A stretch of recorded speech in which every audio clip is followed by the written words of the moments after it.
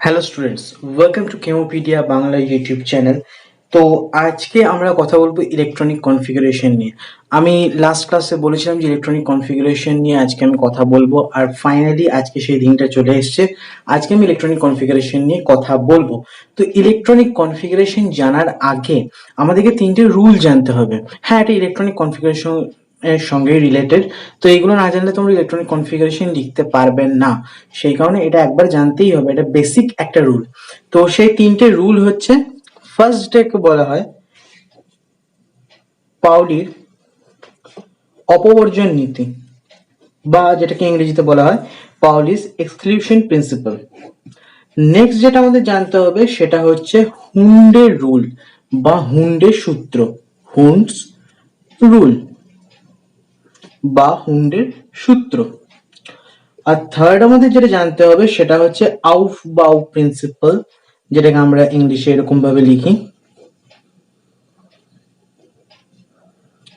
আর বাংলাতে লিখি আমরা আউফ বাউ নীতি।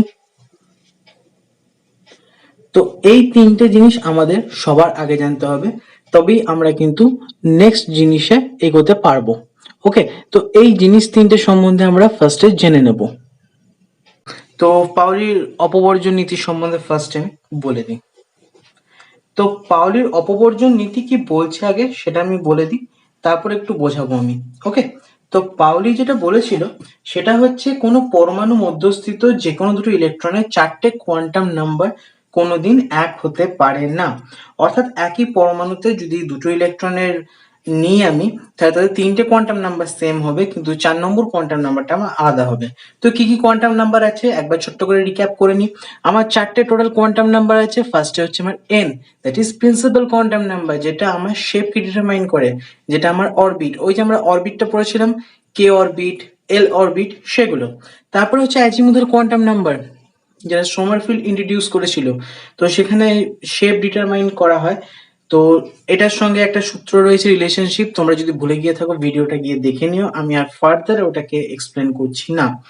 নেক্সট যেটা হচ্ছে সেটা হচ্ছে ম্যাগনেটিক কোয়ান্টাম নাম্বার, যেটা কিন্তু এল এর সঙ্গে রিলেটেড, যেটা আমার অরবিটাল ডিনোট করে, ওরিয়েন্টেশন ডিনোট করে।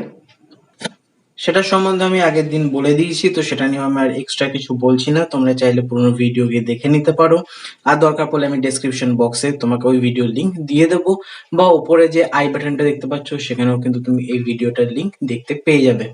আর নেক্সট আমি যেটা কথা বলবো সেটা হচ্ছে S, that is spin quantum number. এখন এই স্পিন কোয়ান্টাম নাম্বারটা আমরা লাস্ট দিন দেখেছি, এই দুটো ভ্যালু হতে পারে, একটা প্লাস হাফ একটা মাইনাস হাফ। ওকে, এতদূর পর্যন্ত আমাদের আগের দিনে আমরা দেখে নিয়েছি। এখন পাওলি কি বললো? পাওলি বললো চারটে কোয়ান্টাম নাম্বার আমার সেম কোনোদিন হতে পারে না। একটা এক্সাম্পল নিই। আমরা সবাই জানি হিলিয়ামে আমার দুটো ইলেকট্রন থাকে।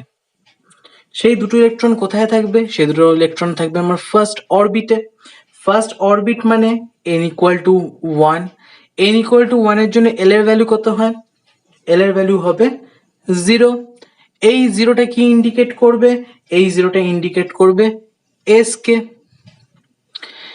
m কত হবে এখানে? m ও হবে 0। তার মানে এখানে অরবিটাল কটা? একটা। একটা অরবিটালে কটা ইলেকট্রন থাকতে পারে? দুটো ইলেকট্রন থাকতে পারে। তার মানে এখানে একটা ইলেকট্রন হবে প্লাস হাফ, আর একটা ইলেকট্রন হবে মাইনাস হাফ। এইভাবে কনফিগারেশন লিখতে হয়। তার আগে আমাদের কয়েকটা সিলেকশন রুলও জেনে নিতে হবে। তো বেসিক্যালি পাউলি অপবর্জন নীতি আর কিছুই না, একটা অরবিটালের ভিতরে দুটো ইলেকট্রনকে আলাদা করার একটা সিম্পল নীতি। ওকে, নেক্সট আমি যেটা কথা বলবো সেটা হচ্ছে হুন্ডের মাল্টিপ্লিসিটি সূত্র বা হুন্ডের সূত্র বা হুন্ডস রুল, যেটাই তোমরা বলো না কেন। হুন্ডস রুলে যে স্টেটমেন্ট হচ্ছে সেটা হচ্ছে সমশক্তি সম্পন্ন কক্ষগুলি ইলেকট্রন কিভাবে পূর্ণ হয় তা নির্দেশ করে। বেসিক্যালি এখানে বলা হয়েছে সমশক্তি সম্পন্ন কক্ষগুলি যতক্ষণ খালি থাকবে ইলেকট্রনগুলো এককভাবে ওই কক্ষ দখল করবে এবং প্রত্যেকের ঘূর্ণন সমমুখী হবে। অর্থাৎ কি বলতে চাইছে দেখো, আমরা যখন l ইকুয়াল টু 1 দেখেছিলাম তখন আমরা কথা বলেছিলাম p অরবিটাল। তো l ইকুয়াল টু 1 হলে m এর ভ্যালু হবে -1 0 1, তিনটে ভ্যালু। তার মানে এর যে অরবিটাল সেটা হবে আমার অনেকটা এরকম টাইপের।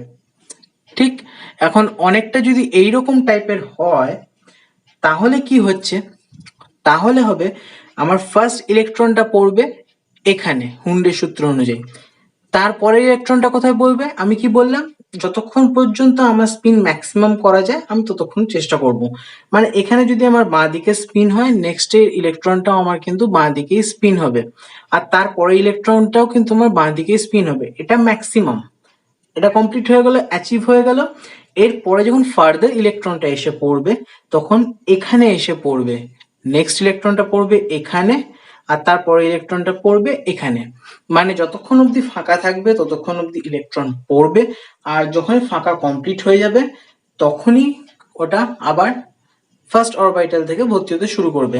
এখানে একটা জিনিস সবসময় মনে রাখবে যে একটা অরবিটাল যখন হাফ ফিল্ড হয় বা অর্ধপূর্ণ হয়, আর যখন ফিল্ড হয় বা ভর্তি থাকে, এই দুটো কেসে কিন্তু অরবিটালটা অত্যাধিক স্টেবিলিটি লাভ করে।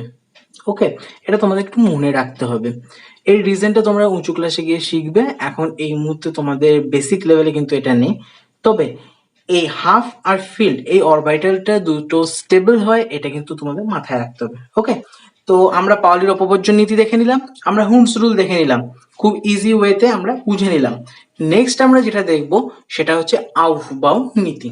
ওকে, তো এবারে আমরা যেটা দেখব সেটা হচ্ছে আউফবাউ প্রিন্সিপাল বা আউফবাউ নীতি। এই আউফবাউ কথাটা একটা জার্মান ওয়ার্ড, এর মানে যেটা হচ্ছে সেটা হচ্ছে অ্যারেঞ্জমেন্ট, মানে ইলেকট্রন গুলোকে আমরা বিভিন্ন অরবিটালে কিভাবে অ্যারেঞ্জ করব সেই প্রসেসটাকেই বলছি আমরা আউফবাউ প্রিন্সিপাল। ওকে, তো এখন ব্যাপারটা হচ্ছে কি, যে অনেকগুলো ইলেকট্রন থাকে, তারা পার্টিকুলারলি কোনো একটা সাব অরবিটে যাবে বা উপকক্ষে যাবে, উপকক্ষে যাওয়ার পর তারা পার্টিকুলারলি কোনো কক্ষকে যাবে। এখন সবার আগে প্রশ্ন হচ্ছে কোন উপকক্ষে যাবে। আমরা ক্লাস 9-10-এ তো কোন কক্ষে যাবে সেটা আমরা ডিটারমাইন করে নিয়েছিলাম, কোন উপকক্ষে যাবে সেটা আমরা কিভাবে ডিটারমাইন করব? তো সেটা ডিটারমাইন করতে গেলে আমাদেরকে জানতে হবে উপকক্ষের শক্তি। বলা হচ্ছে যে যত আমার কম শক্তির উপকক্ষ হবে সেখানে ইলেকট্রন আগে পড়বে, যেখানে আমার শক্তি বেশি হবে সেখানে ইলেকট্রন পরে পড়বে। তো এই শক্তিটা আমরা ডিটারমাইন করব কি করে, আমাদের কি করে সুবিধা হবে বোঝার? তো এটা সিম্পল বোঝার একটা রুল আছে, সেই রুলটাকে বলা হয় N+L রুল। মানে সবার আগে তোমাদের এনটা বার করতে হবে, এলটা বার করতে হবে, তারপর দুটোকে যোগ করতে হবে, যার ক্ষেত্রে কম হবে সেখানে ইলেকট্রন আগে পড়বে, যার ক্ষেত্রে পরে হবে সেখানে ইলেকট্রন পরে পড়বে। একটা এক্সাম্পল দিয়ে বোঝানোর চেষ্টা করি। ফার্স্ট আমি কথা বলবো 1s অর সাব অরবিটে, এটার ক্ষেত্রে n এর ভ্যালু কত? 1, l এর ভ্যালু কত? 0। আমি যদি n+l করি তাহলে কত হবে? 1। নেক্সট যদি আমি 2s করি তাহলে কি হবে? n equal to 2, l equal to 0, তাহলে n+l এর কি হবে? সরি 2। তারপরে আমি কি করছি? 2p নিচ্ছি, 2p নিলে কি হবে? n equal to 2, l equal to 1, তাহলে n+l এর ভ্যালু কত হবে? 2 + 1 দ্যাট ইজ 3। তাহলে সব থেকে কম শক্তি হবে আমার এখানটায়, তারপরে হবে আমার এই সাব অরবিটের শক্তি, তারপরে যেটা হবে আমার এই সাব অরবিটের শক্তি। তার মানে সবার আগে ইলেকট্রন এসে পড়বে আমার 1s এ, তারপরে আমার ইলেকট্রন এসে পড়বে 2s এ, তারপর ইলেকট্রন এসে পড়বে আমার 2p তে। ওকে, তাহলে আমরা তিনটে অরবিটাল দেখে নিলাম বা সাব অরবিট দেখে নিলাম, যেখানে ইলেকট্রন গুলো এসে পরপর পরপর জমা হতে শুরু করলো। ঠিক, এখন প্রশ্ন হচ্ছে যদি n+l করে দুটো সাব অরবিটে সেম n+l ভ্যালু বেরোয় তাহলে কি হবে? একটা এক্সাম্পল দিয়ে বোঝানোর চেষ্টা করি। তো এই জিনিসটা বোঝার জন্য আমরা দুটো সাব অরবিটকে চুজ করেছি, একটা হচ্ছে 3d, একটা হচ্ছে 5s। যদি 3d তে n এর ভ্যালু দেখি তো আমরা পেয়ে যাব 3, আর l এর ভ্যালু পেয়ে যাব আমরা 2। 3 কোথা থেকে পাচ্ছি? এই যে আমার 3 রয়েছে সেই 3, আর d এর জন্য কি হবে? s হচ্ছে 0, p হচ্ছে 1, আর 2 হচ্ছে আমার d, তাহলে 3 + 2 কত হলো? 5। সেখানে যদি আমি 5s এর কথা বলি তো n ইকুয়াল টু কত হবে আমার? 5, l এর ভ্যালু কত হবে? 0, তাহলে এখানেও আমি 5 পাবো। এখন আউফবাউ প্রিন্সিপালের ফার্স্ট স্টেটমেন্ট অনুযায়ী কি হবে? ফার্স্ট স্টেটমেন্ট অনুযায়ী যেটা হবে সেটা হচ্ছে, এখানে যেহেতু আমার n এর ভ্যালুটা কম, তাহলে এখানে আমার সবার আগে ইলেকট্রন এসে পড়বে, তারপরে আমার ইলেকট্রন এসে পড়বে 5s এ। এটা হলো আউফবাউ ফার্স্ট প্রিন্সিপাল। যত আমার এনার্জি কম হবে সেখানে ইলেকট্রন আগে এসে পড়বে, তারপরে আমরা নেক্সট সাব অরবিটে যাব। সেকেন্ড পয়েন্ট যেটা রয়েছে, আউফবাউ প্রিন্সিপালে, সেটা হচ্ছে এই টোটাল অ্যারেঞ্জমেন্টটা পাউলির যে এখনই আমরা এক্সক্লুশন প্রিন্সিপাল পড়লাম সেটাকে কিন্তু মেনে চলবে। আর থার্ড যেটা রয়েছে সেটা হচ্ছে হুন্ডস রুলকে কিন্তু এ মেনে চলবে।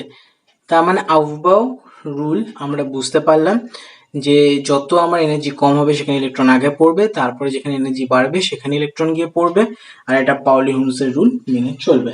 ফাইন, এরপরে আমরা আসবো ইলেকট্রনিক কনফিগারেশন গুলো কিভাবে লেখা যায়।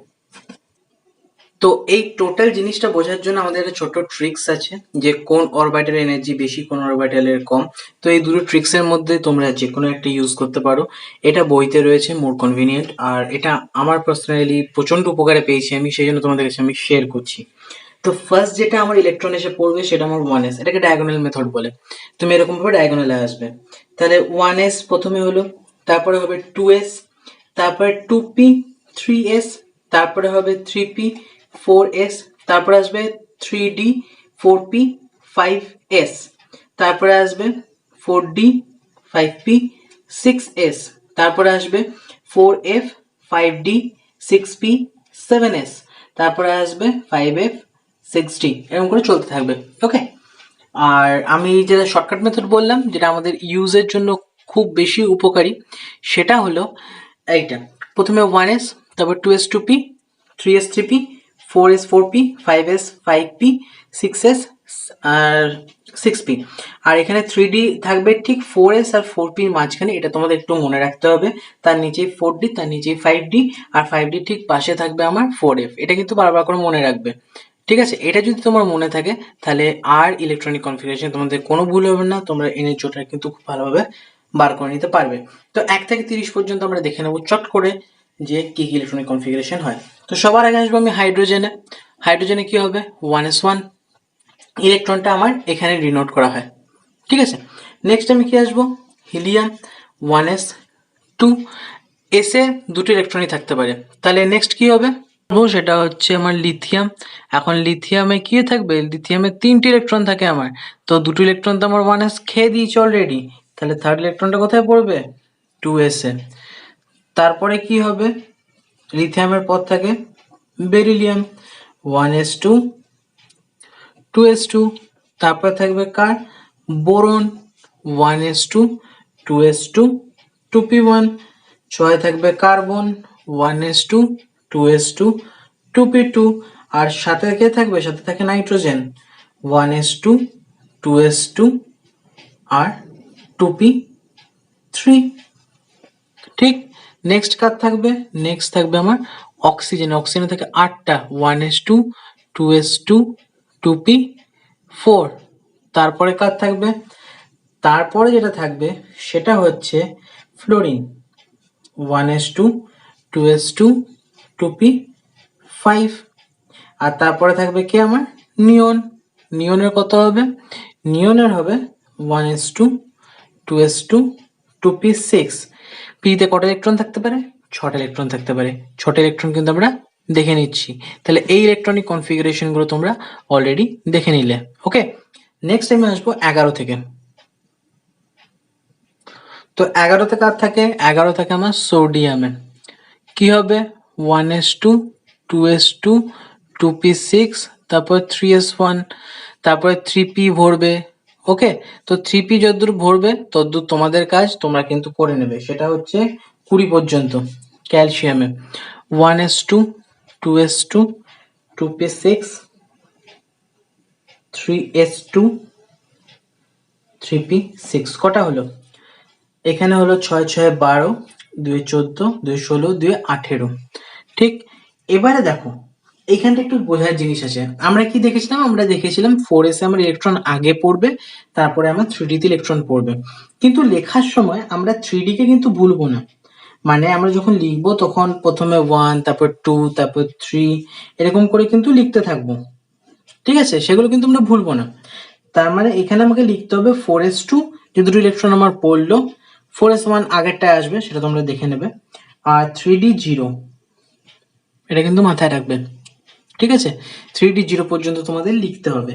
এবারে এর পরপর তোমরা লিখতে পারো 30 অব্দি। 30 অব্দি একবারে কণ্ঠস্থ রাখার চেষ্টা করবে, যাতে আমাদের সুবিধা হয়। 20 অব্দি এমনিতে তোমাদের মুখস্থ আছে, ক্লাস 9-10 তোমরা অলরেডি করে নিয়েছো, তাই সেগুলো নিয়ে আমি আর কথা বাড়ালাম না। 30 অব্দি কিন্তু মুখস্থ করতেই হবে। ঠিক আছে, এখন দুটো ব্যতিক্রমী ইলেকট্রনিক কনফিগারেশন জানতে হবে আমাদের, যেটা সম্বন্ধে প্রত্যেকবার কোশ্চেন আসে। সেটা হচ্ছে ক্রোমিয়াম, আর একটা হচ্ছে আমার কপার। ক্রোমিয়ামের ইলেকট্রনিক কনফিগারেশন যেটা, সেটা হচ্ছে 24, কপারের হচ্ছে 29। হিসাব মতো কি হওয়া উচিত আগে সেটা দেখে নেওয়া যাক। 1s2, 2s2, 2p6, 3s2, 3p6, 3d something, 4s2। এখানে যেটা হবে সেটা হচ্ছে 3d4 হওয়া উচিত এটা, ঠিক আছে। কিন্তু আমি কি বলেছিলাম, হাফ ফিল্ড অরবিটালস আর মোর স্টেবল, সেই কারণে এই একটা ইলেকট্রন আমার এখান থেকে এখানে মুভ করে যায়। আচ্ছা, এখানে একটা তোমাদের প্রশ্ন আসতে পারে, হঠাৎ করে এটাই মুভ করলে কেন, বাকিগুলো কেন মুভ করবে না? তার রিজনটা হচ্ছে এটাই, দুটোর কিন্তু এনার্জি লেভেল সেম। যখনই এরকম ইলেকট্রন ট্রান্সফার হবে, এনার্জি দুটোকে কিন্তু সেম লেভেলে থাকতে হবে, দুজনের এনার্জি সেম হতে হবে, তবে গিয়ে কিন্তু এই জিনিসটা হবে, আদারওয়াইজ কিন্তু হবে না। ওকে, আর কপারের ক্ষেত্রে তাহলে কি হবে? কপারের ক্ষেত্রেও সেম জিনিস,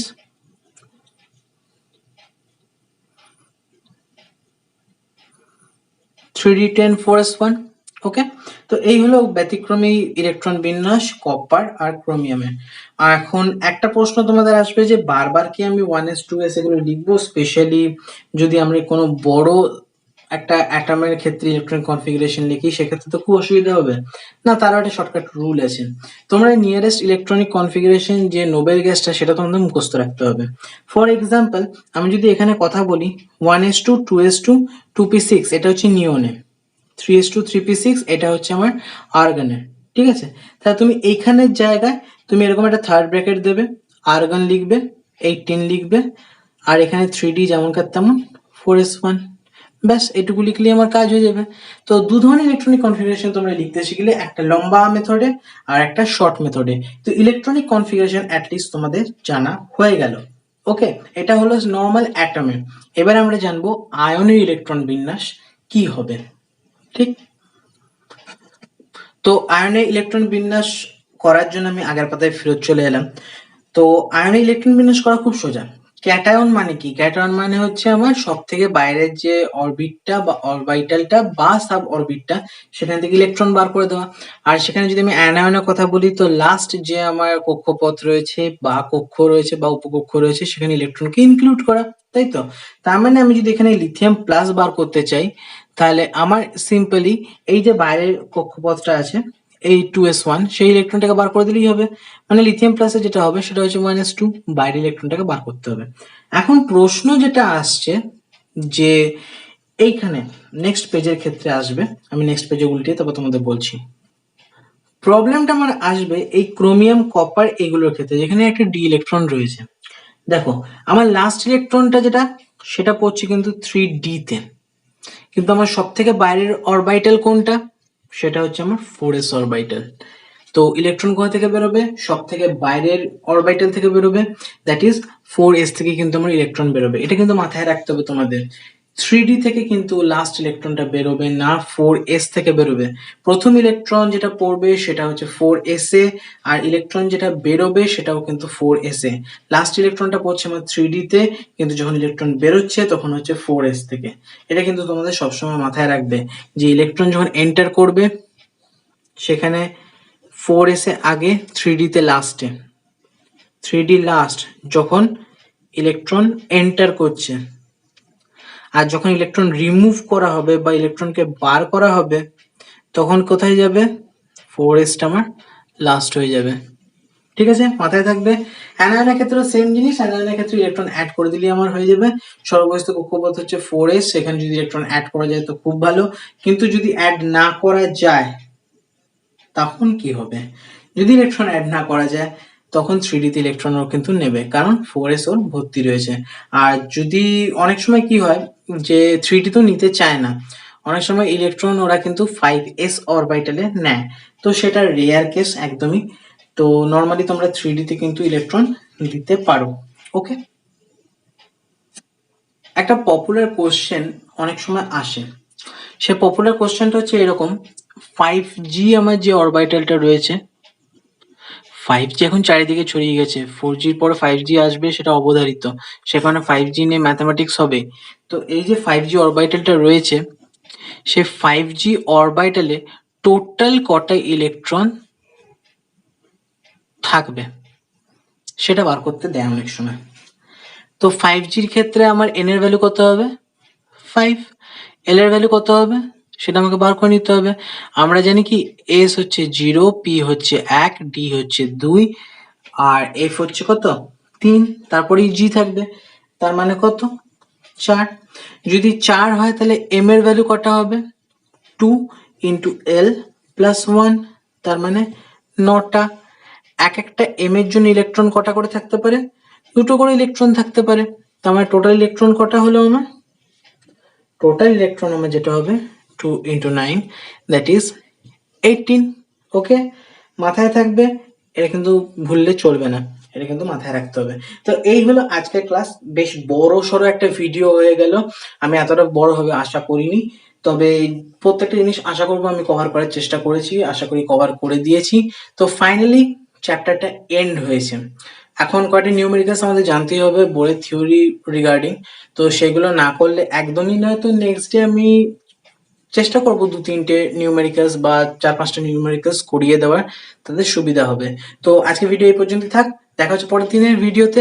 আর বন্ধুদের কাছে এই ভিডিওটা শেয়ার করে দিও, কারণ অনেকেই হয়তো জানে না বা অনেকেই সদ্য সদ্য মাধ্যমিক দিয়েছে, সুতরাং টিচার খুঁজে পাচ্ছে না। তাই অবশ্যই ভিডিওটা বন্ধুদের কাছে শেয়ার করো, আর চ্যানেলটা অবশ্যই সাবস্ক্রাইব করে রাখো। পরবর্তী ভিডিও সবার আগে পেতে হলে সাবস্ক্রাইব করতেই হবে, সেই কারণে সাবস্ক্রাইব করে রেখে দিও, পরের ভিডিও তোমরা সবার আগে পেয়ে যাবে।